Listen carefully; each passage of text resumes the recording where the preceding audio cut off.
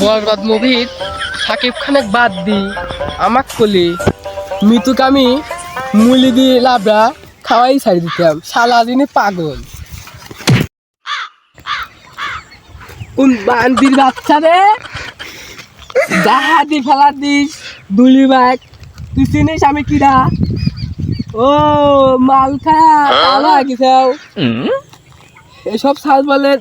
বাড়ি কোনে রে ইক যেটা গাল দেবো সে গালও তো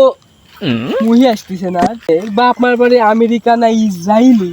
এই কোনো শাসন নাই আমার খাওয়ালে আমি কত শাসন করি যত্ন করি মানুষ করি 5 ওয়াক্ত নামাজ পড়ে স্কুলে যা লেখাপড়া করে আরে কি বল